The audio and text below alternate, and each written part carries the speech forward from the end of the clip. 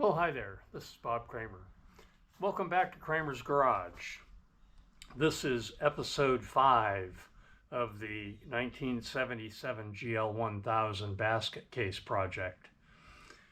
So in the last episode, episode 4, I serviced the block, put new all the external seals were replaced. I cleaned up the surfaces where the heads mount, cleaned the pistons up, and I put the block back in the frame, obviously.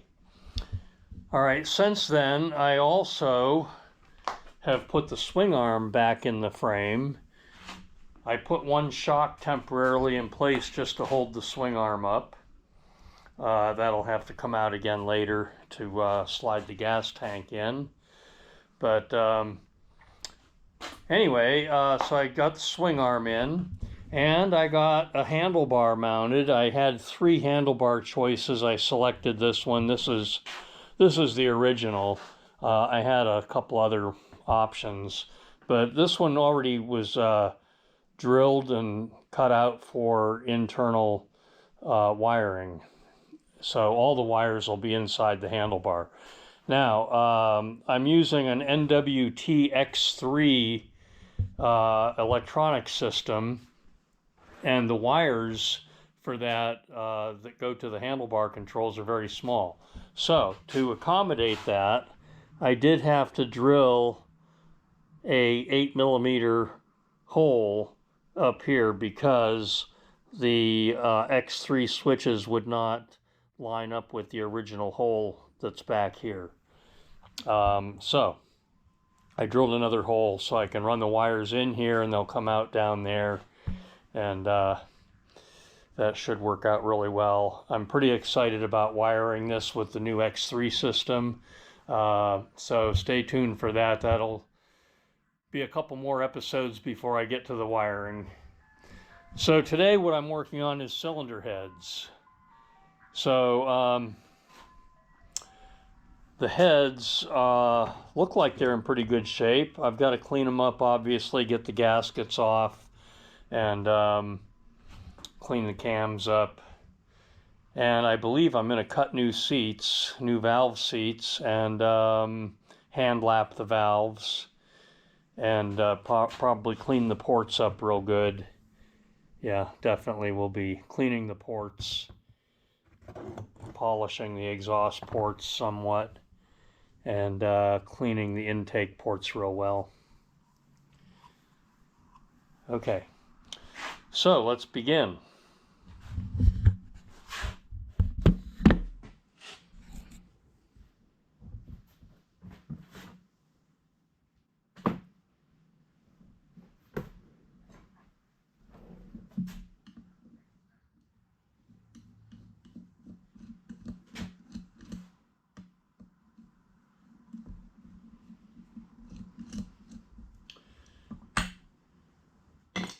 I did a 3-part series on porting and polishing your heads a couple months ago.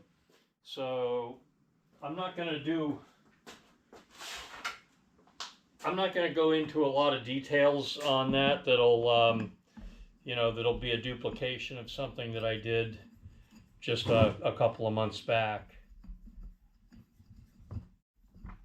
But I will show you the highlights in case you don't want to go back and look for that other video series. So the first thing you do is screw in a head holder.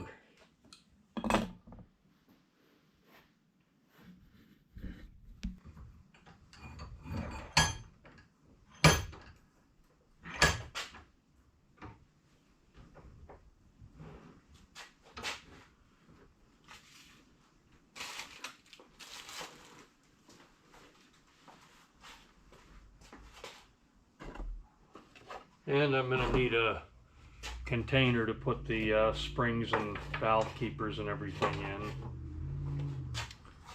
Can you see that okay? I hope so. So the first thing I'm going to do is take all the valves out.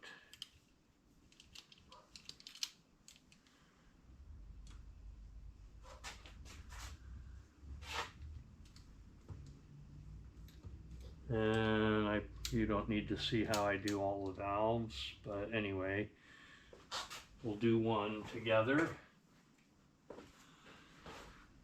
So I compress the valve spring, and then I can just take a magnet and lift the keeper out. That's the valve stem keeper. Put that in the parts bucket over here. And then I can release the spring tension. So we're going to take all the valves out the same way, and then the springs, I just put them in the container, and then there's a valve seal. Let's pull the valve out. There's the valve. Oh, let's see which, I didn't mark this yet. This is left side, so this is number 4. Okay, I need to get my wood block.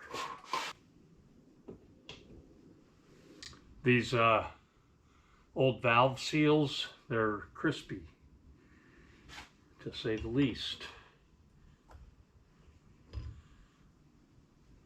So they're coming apart in pieces, so we're going to throw those away.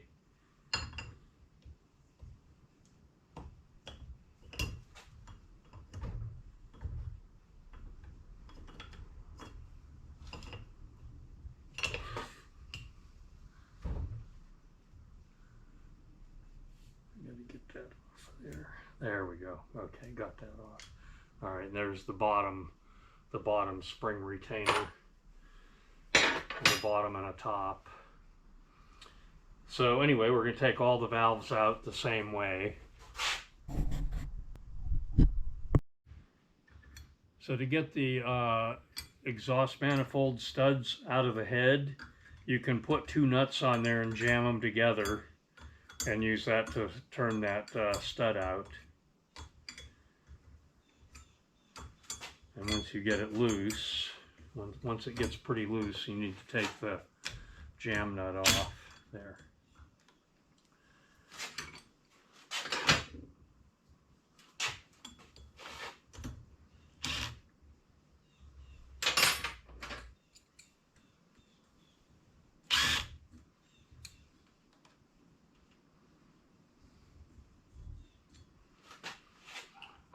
Throw the exhaust studs in a different box.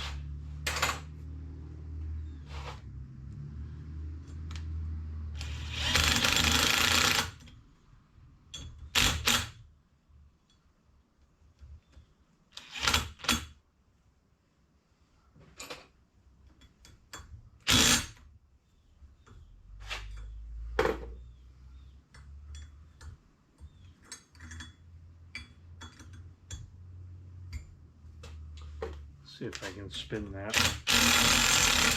Yep, there it is. Take the small screwdriver and get it started like that.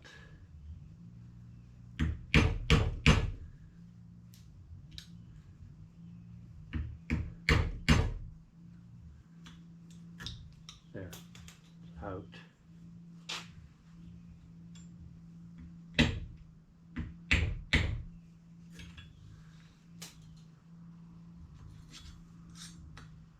Now also, these heads have a drain hole, by the way, and it's right here. It lets water out of the spark plug well. So you need to make sure these drain holes are not clogged. Okay, so this head is completely stripped, and it's now ready for cleaning.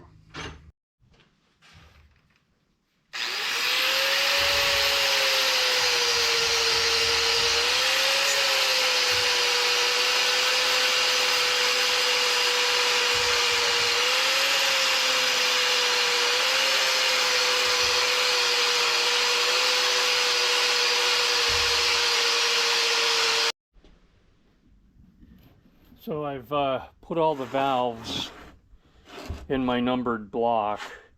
so that they all go back in the same cylinder they came out of. And I've also cleaned all the valves. I cleaned them on a brass wire wheel, and so they're all spotless, ready to go. I checked them for bent valves. None of them appear to be bent. There's no pitting on them, really. I think they'll clean up pretty nicely, or lap in pretty nicely. Okay, and then I also have cleaned the heads. So I've got all the old gasket material off. These will have to be surfaced on a surface stone. My friend Frank has that. And so anyway, I've cleaned it all up. They're pretty clean. So the next thing I'm going to do is get in these ports and clean these ports, and that'll be with sanding drums and Dremel buffs. Dremel buffs are these little guys here. I get in there and I can clean everything up really nice. So that's the next thing to do on these heads, is clean up the ports. And then we'll be surfacing this and cutting the new seats. Then it'll be ready to go back together.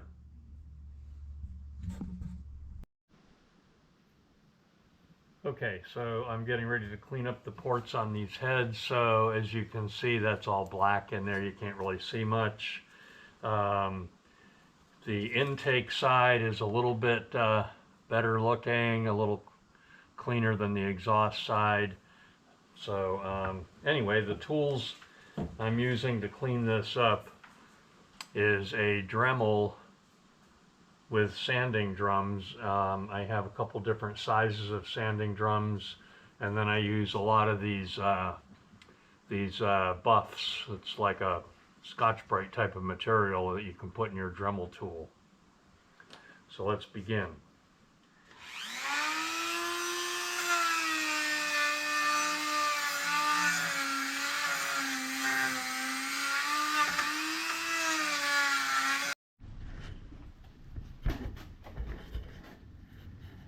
So if you look right in here, you can see there's casting marks in there. This is in the exhaust ports. Here's the other side over here. Turn the light a little bit. So I'm going to sand it until all those casting marks are out, and then I'll polish it a little bit. So that's where I'm at so far, what I've done.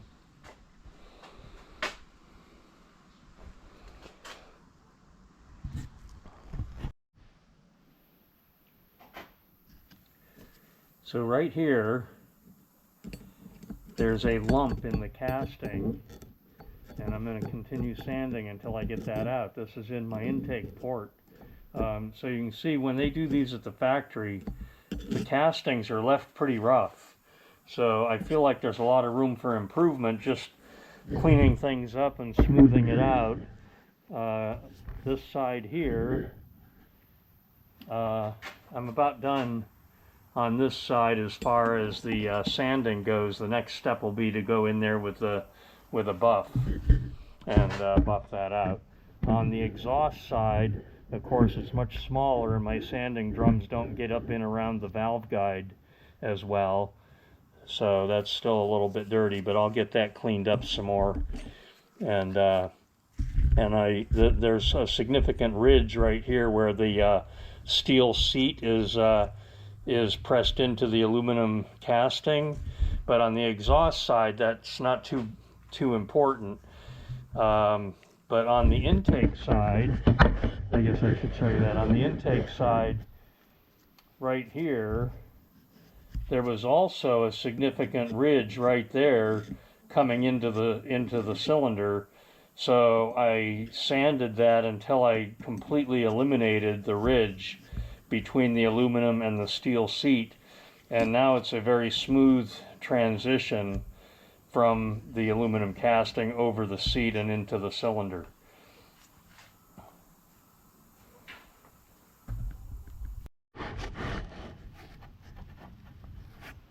Alright, so I'm starting in here with the buff now.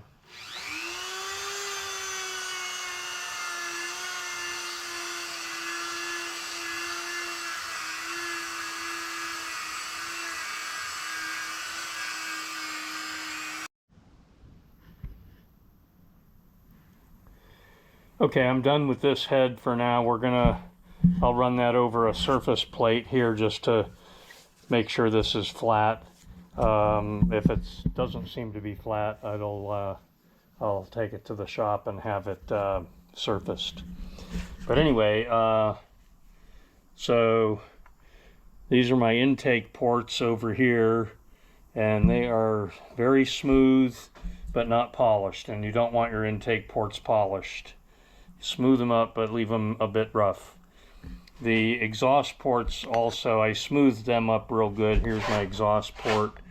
I smoothed them up real good. I did not polish these like a mirror finish. Some people do the exhaust ports very shiny. I did that on the last set of heads I did. I spent a lot more time polishing the exhaust ports, but I don't know that it's necessary or if it improves performance. So anyway, I'm going to stop on this head and go to the next one. I'll do the other head the same way, and then these will be ready to run that over a surface plate and then recut the valve seats and put it back together. Stay tuned.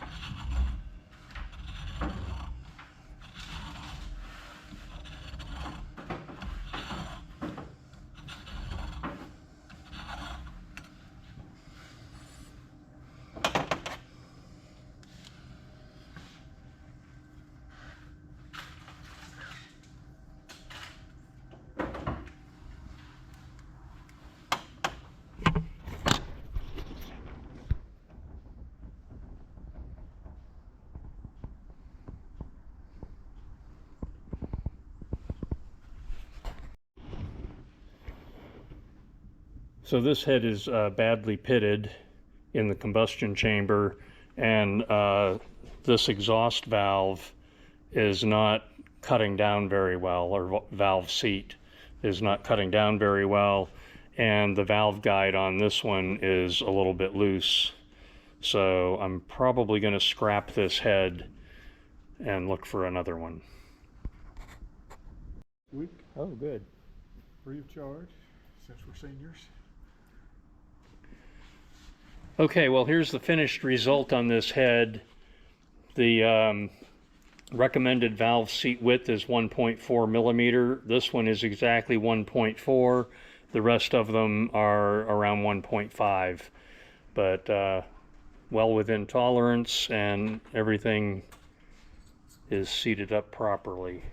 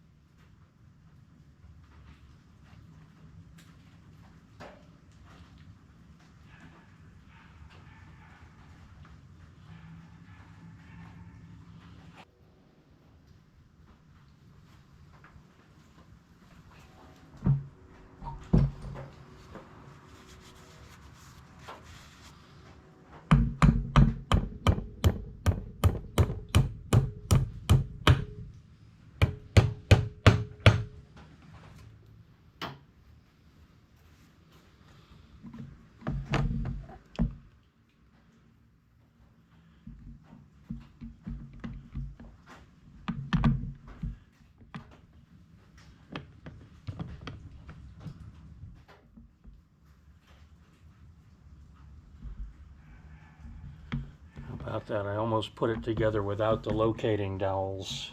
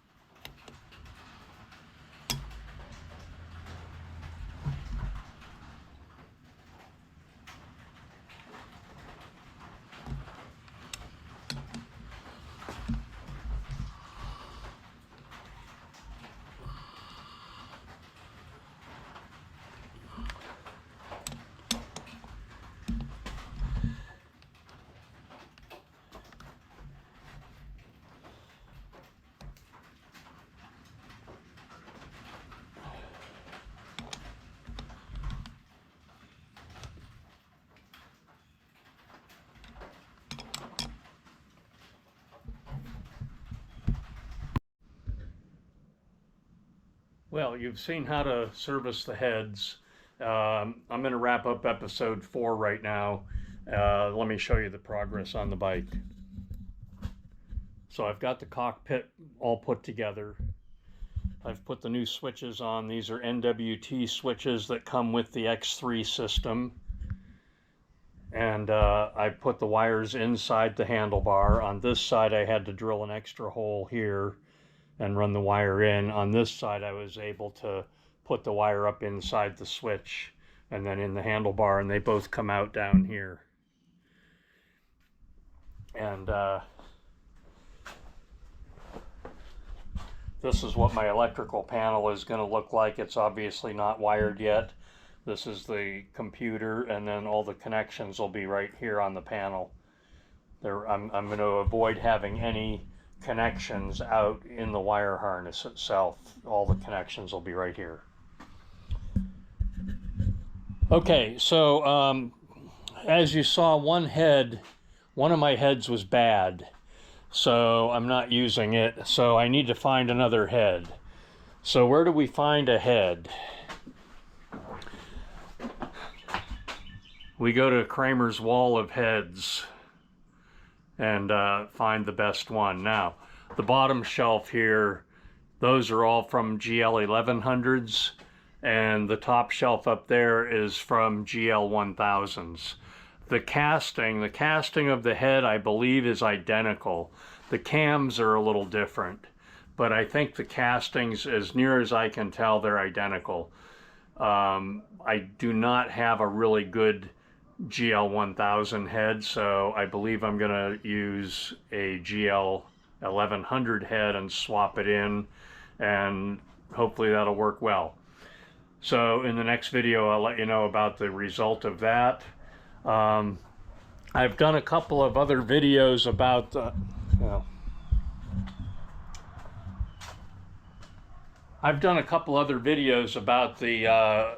assembling the engine. So as you can see, the block is in the frame, and I'm going to put the heads on, and then once I have the heads on, I can put the carburetors in, and once the carburetors are in, I can put the gas tank in, and then this bike will really be on its way to complete assembly. So in my next video, I'm going to do the carburetor, show you what I'm doing with the carburetors, and I'll have the engine put together and put the carburetors in. I'm not planning to do a video on actually assembling the engine because I've done a couple of other videos in the past on installing heads and timing belts. So you can refer back to those in my channel. Leave me some comments in the comments section if there's a specific thing that you want me to cover while I'm assembling this engine. If there's some particular detail that you want more clarification on, let me know in the comments section, and I'll make another little mini presentation just for that particular topic regarding assembling the engine. But anyway, if you don't leave me any comments regarding that, the next video will be about carburetors. I'm also going to be doing a video, probably a 2 or 3 part video series about wiring the bike. That might be separate from the basket case series because I'm using this NWT computer system, and that might warrant having its own set of videos, maybe with links to the basket case project. But anyway, let me know what you want to see in the comments section, and I'll try to accommodate it.